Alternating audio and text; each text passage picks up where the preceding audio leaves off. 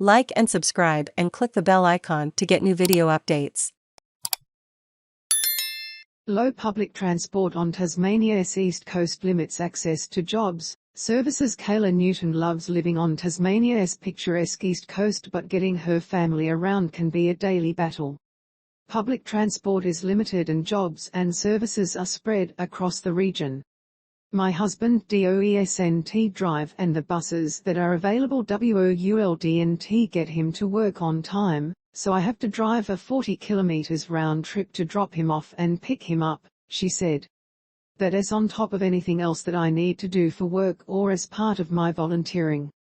Ms. Newton said her fortnightly fuel bill could reach $300 as she got her family to school and work and ran errands. Of course, some of it is to be expected living rurally, she said. But for a lot of people, the cost of getting to work is more than what they make in a short shift or more than they can afford. Elderly and unlicensed dependent on services delivering transportation services is tough in a region with a small and dispersed population and in a state with one of the highest levels of car ownership in the country. A recent local transport survey found a third of respondents needed to carpool and 57% expected to use public transport.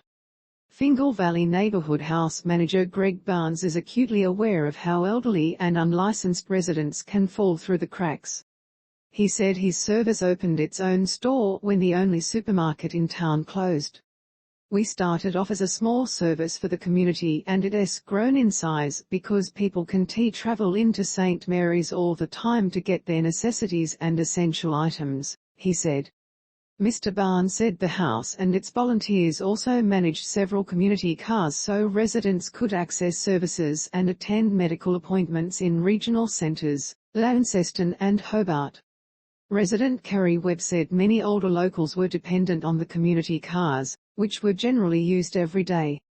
They love living here, but they are very isolated because a lot of their family has moved away for work, she said. So they rely on friends, on the house, on volunteer drivers. Job seekers stranded without transport. A lack of transport options can also be a major barrier for job seekers, according to Community Transport Services Tasmania Chief Executive Lyndon Stevenson. A high percent of people looking for work don't have a driver's license or are unable to get public transport, or there is not family or friends to actually give them transport, he said.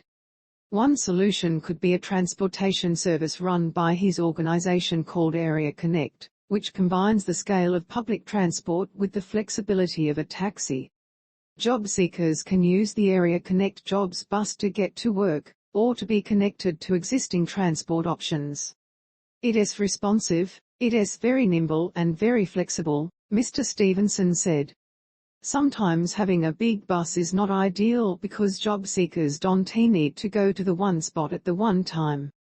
Area Connect was launched in Derwent Valley and will be expanded to regions including the East Coast this year as part of a $20.5 million state government package. Workforce Growth Minister Roger Ginge said he hoped the service would help more than 2,000 Tasmanians get into work over the next 3 years.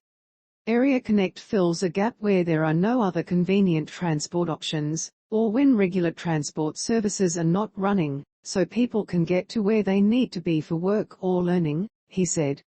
As each service comes online, it will be tailored to specific community needs and integrate with other public transport options to make journeys as seamless as possible. Locals understand that you can live in a rural area and expect city-level services, but Mayor Mick Tucker believes these initiatives will go some way to addressing the transportation challenge. When you're in a rural community, if you can get to where you've got to be, whether it is go to school or turn up to your job, guess what? Shanks Pony doesn't always work out, he said. Small communities punch above their weight and we try to make sure no one is left behind.